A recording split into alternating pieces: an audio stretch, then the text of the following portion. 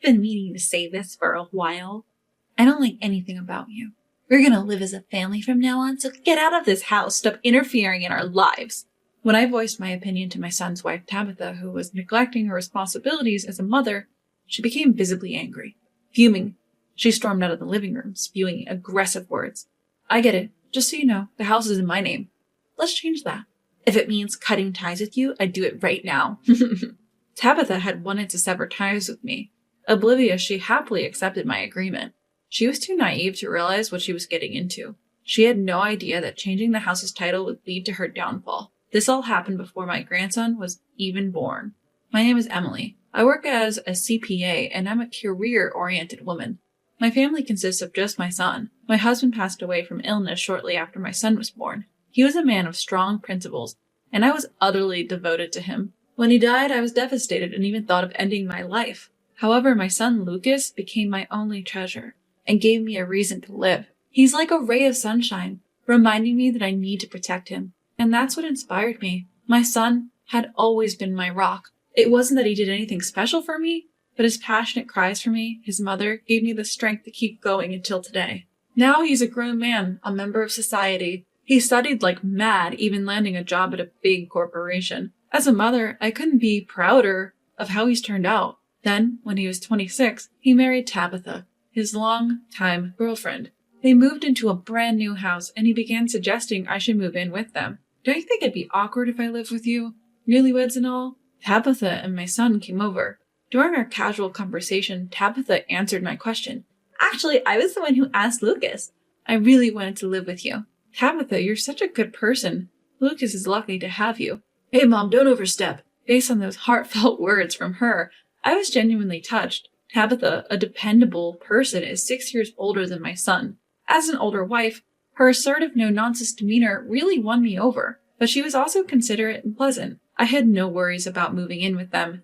It seemed like it would be a bright and enjoyable life, so we began our life together. Everything was smooth sailing initially. However, things took a sudden turn. Soon after moving in, Tabitha got pregnant. We were all thrilled. Citing health reasons, Tabitha quit her part-time job, and she decided to be a homemaker, supporting the household. My son continued to work hard, and I also contributed while working.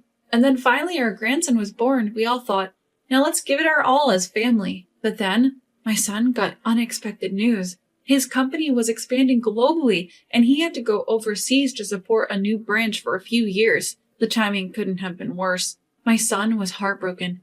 I want to stay here. I still want to be with my kid. Despite his lament, off he went overseas. So that left the three of us, Tabitha, my grandson, and me. When my colleagues asked me if I wasn't uneasy about staying alone with my daughter-in-law, I never had such thoughts. With a kind Tabitha and a cute grandson, we could manage. Or so I thought, content. Little did I know, I'd regret that relief. Tabitha had been severely sick during her pregnancy and hadn't been able to do any housework. Luckily, I lived with them and took over the chores, but perhaps that was a mistake. Even after our grandson was born, Tabitha didn't lift a finger around the house. Worse, she would often spend her days aimlessly, not even properly looking after our grandson. Finally, I had to confront her. Tabitha, you're a mother now. Do you have any sense of responsibility? On that particular day, Tabitha was about to leave the house, leaving our grandson with me again. I stopped her at the entrance and took her to the living room for a serious chat. Don't I always look after him while you're not around?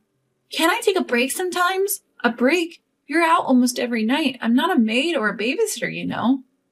I get it. But hearing a baby cry all the time gets to you.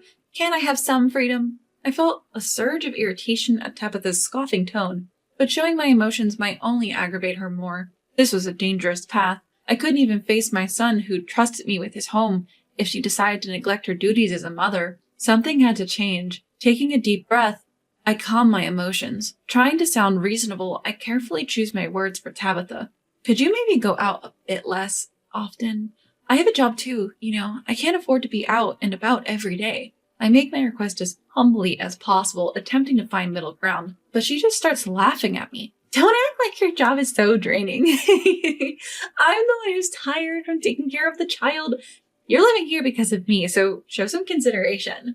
I later realized she never understood what my job as a CPA entailed. Although I'd explained it when she first joined the family, it seems she never really got it. Probably assumed it was some run-of-the-mill office gig. This conversation made it pretty clear she thought anyone could do my job. You should be thanking Lucas for even allowing you to live here, so please pull your weight a little. I don't have time to work. I raised an eyebrow at her comment as if she's the one bringing in the money. Our life is financed by my son, her husband. She probably thought otherwise. That was a big mistake. My son's income went straight into savings for our grandson, because I'd offered to support that. The day before going abroad, my son and I had a discussion. I'll cover your living expenses too, Mom. I declined my son's generous offer. Just living together was enough for me to be grateful. I'd handle all the costs, living expenses, mortgage, everything. I let him know that he should save his money for my grandson's future, but telling this to Tabitha might make her uncomfortable. So I had asked my son to keep this a secret. So in Tabitha's eyes, I was just a parasite, contributing nothing to the house and relying on my son. That's probably what she thought. As days went by, Tabitha's attitude became increasingly arrogant, and she started to look down on me more and more. Life went on like this, and by the time my grandson turned 3, I had entered my 50s and started to feel my body deteriorate. I was worried that if this lifestyle continued, I might hit my breaking point. Just when I was struggling with what to do, my son mentioned that his overseas assignment might be coming to an end soon. I'll be seeing you soon, so hang on. Dad's doing his best. My son would talk to his son daily with video calls. My grandson's development was slow at this point. He still struggled with speech. Despite that, he would lovingly express himself sometimes, uttering the word Papa or using gestures. Both my son and I were totally smitten with him. However, Tabitha seemed uninterested, always fiddling with her phone next to us. Talking about her issues with my son overseas was hard, so each day was filled with worries. Then, something happened. I got home late one day, too late to prepare dinner. I thought surely she'll take care of things just for today. As I parked my car, I could hear my grandson's crying from outside the house. I rushed inside to find the laundry undone. My grandson, still in his diaper, was scratching his bottom and crying for a change. Where was Tabitha? I looked around and spotted her lazily asleep on the living room sofa. I couldn't believe she'd sleep while our grandson was crying like that. In sharp contrast to my wailing grandson, Tabitha snored away, clearly deep in sleep. Stress and exhaustion from work had reached a breaking point, so I forcibly woke her up. Wake up! What are you doing? Stop yelling at me, you're too close. As I yanked the blanket off of her, Tabitha groaned and clicked her tongue. Stretching and yawning, she sat up lazily. Her lethargic demeanor really got under my skin, my own frustration reaching new heights. How could you sleep while the child is crying? I'm tired too, okay? Don't yell right after I wake up. I can hear you, you know. Tired? What are you tired from? You don't even do anything around the house. I'm taking care of the kid, aren't I? You don't know anything, so why are you acting like you're so great? Tabitha, clearly in a bad mood, glared at me and snapped her words. Feeling my clenched fist tighten even more with her attitude, I was about to retort. But then my grandson tugged at my pants, signaling that his diaper was uncomfortable. Snapping back to my senses, I decided to leave Tabitha be for now. I focused on changing my grandson's diaper. Sorry, buddy, I bet that felt itchy. I'll change you right away. My tone was night and day compared to how I spoke to Tabitha, soft and tender as I changed the diaper. Yet even after the diaper change, my grandson kept crying. Confused, I then remembered that Tabitha had been sleeping. Could it be you haven't eaten either? Not sure if my grandson would understand. I asked him anyway. It seems like my grandson is frustrated by his inability to speak, as his tears show no sign of stopping. However, in an earnest attempt to communicate his feelings, he rubs his little tummy in circles, making a gesture to indicate he's hungry. Angry but holding it back, I rushed to prepare some food. Once he was finally eating, he laughed innocently while watching TV. I finally felt at ease. I sat down and collapsed onto the table. Today had been exhausting. Why do I have to go through all this? It's all because she won't take care of the house or the kid. The forgotten anger surged back within me. To make matters worse, I heard Tabitha's voice coming from upstairs. Is this for dinner? There's no meat? She grimaced at the fish-centered meal and started complaining. Something snapped at me and I told her to sit down. We need to talk. Sit. Is this going to take long? I was about to go. Sit down now. I rarely raised my voice, but this time I yelled, causing Tabitha to flinch momentarily. Thankfully, my grandson was engrossed in TV and didn't notice. Tabitha reluctantly sat, complaining as she did, and I laid into her. I won't tell you to stop going out or to stay home all the time, but you've been exceedingly indifferent towards your child. Indifferent? That's a bit much. I'm not ignoring him. I was just tired and took a nap today. Being tired because you've been out at night, of course you'd be drained during the day. Why do I have to be lectured for just taking a small nap? Do you even realize the time? It's already 9 p.m. Sleeping is not an option right now. Well, it's done and there's nothing we can do about it. She had been quietly listening at first, but it was clear her patience was wearing thin. Her tone changed, and she began to glare and argue back. Do you even feel like a mother? He is your son, you know. Ah, enough! Stop nagging! Seems like Tabitha had had enough. She stood up abruptly, grabbing my belongings. Shoving them into my arms, she yelled at me. You know, I've wanted to say this for a while. I can't stand you. From now on, we're living as a family without you. Get out of this house and stop meddling in our lives. With that, she slammed the living room door and stormed out. Startled by the noise, my grandson looked anxious. He glanced towards the door and mumbled, Mama? Perhaps feeling vulnerable without his mother, my grandson came up to me. He looked up as if asking where his mom had gone. My heart ached at the sight. I hugged him and broke down. How did things end up this way? Even without Lucas, I thought I could hold this household together. Now I'm supposed to leave my grandson in the hands of someone like her? What should I do? Overwhelmed by regret and heartache, I had no choice but to surrender myself to the tears that flowed from my uncontrollable anger and pain. My grandson must have sensed my distress. He looked up with concern and wiped my tears. Gwen, it's okay, he said in his childlike language, patting my head. His small gesture gave me some comfort, but my tears wouldn't stop. Still, what matters is that he lives a happy life. I can't entrust him to someone so unreliable. I have to protect him. Resolved, I decided to take action. The next day, I called into work and took a day off to have another talk with Tabitha. What now? If this is about yesterday, I've had enough. Just leave, okay? She was clearly reluctant to even speak with me. As soon as I arrived, she let out a heavy sigh and took her seat, immediately throwing provocative words my way. All right, as you wish, I'll leave, I said. So you finally realize you're the problem, huh? She must have been surprised, but I accepted her words without any argument. For a moment, her eyes widened. That expression quickly faded, replaced by a mocking tone. But just so you know, I'll need to transfer the house's deed to you first, I continued. Fine by me. If that's what it takes to get rid of you, let's do it now. I had offered the change of the house's title as a condition for moving out. Tabitha, clueless as ever, happily agreed. Hearing her agreement, I couldn't help but smirk. She was too naive to realize. She had no idea that this change in ownership would be the start of her troubles. I took her along as we switched everything from the government paperwork, insurance, to the home loan from my name to hers. Just as we finished all the name changes, my son came home right on cue. Lucas? Tabitha was stunned to see my son, and understandably so. I had told her he wouldn't be back for a while. It's been a long time, Tabitha. Why is Lucas here? What about the overseas office? Didn't I tell you? I was about to come back home soon. Actually, I had confided in my son the night before. He wasn't supposed to be back for a bit longer, but I was desperate, so I told him everything. I decided to stop pretending and be honest about what had been happening. To be truthful, I had given up on the idea that telling my son would make any difference. However, his boss at his new posting turned out to be a really good person. When I explained the situation at home, the boss immediately arranged everything for him to come back, from flights to logistics. So, while I bought time with the name changes, my son returned.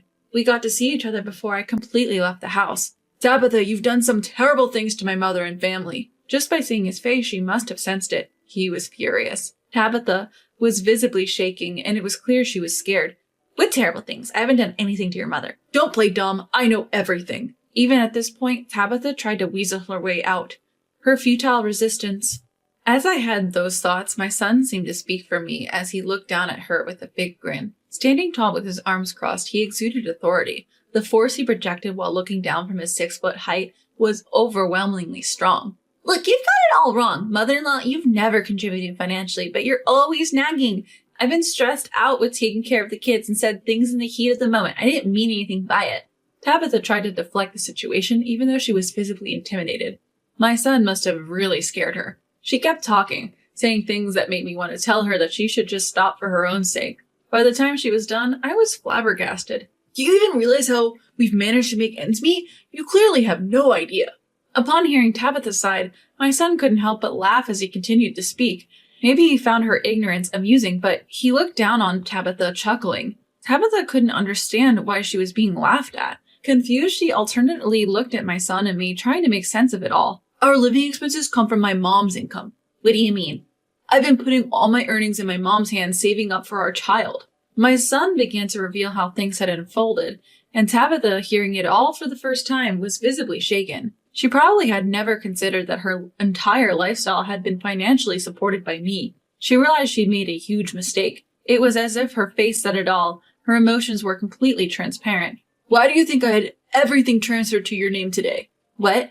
Tabitha looked perplexed by her husband's abrupt question, and from there, he continued to corner her. You thought you'd successfully push Mom out of the house, didn't you? Caught off guard, she couldn't find the words to respond, perhaps finding her silence amusing. My son approached her with a sinister grin.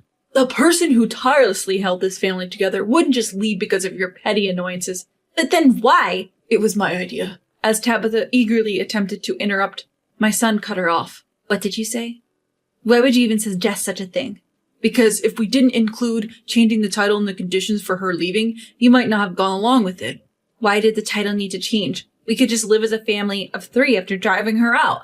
Could she still believe my son is on her side? Both my son and I were shocked at Tabitha's statement. He couldn't help but burst into laughter.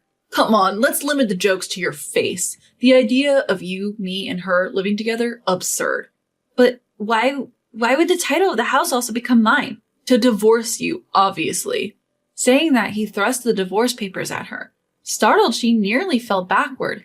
Though she managed to steady herself, her face turned ghostly white as she looked at the divorce papers.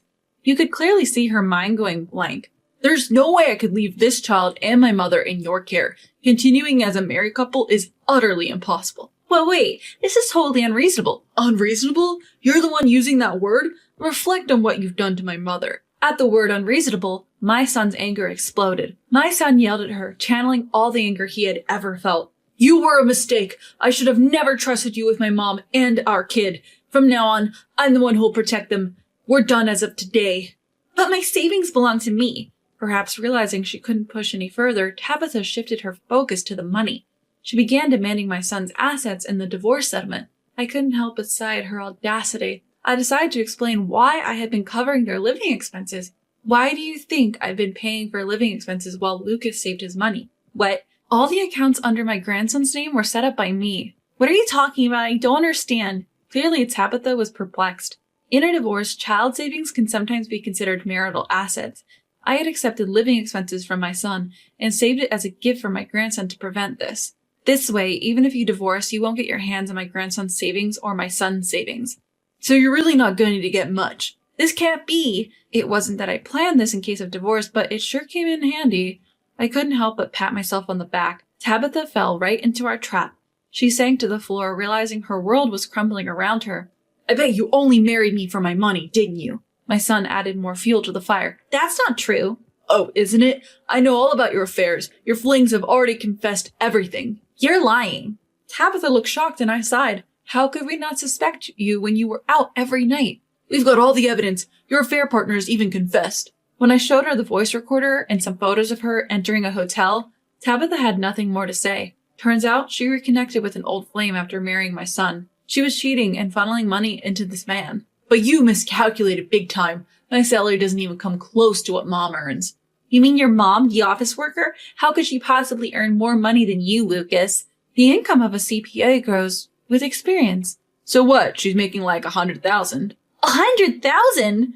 Tabitha was flabbergasted when she heard my salary. Don't regret your ignorance now. My mom isn't someone you can look down on. But if I just work harder, I could... Tabitha!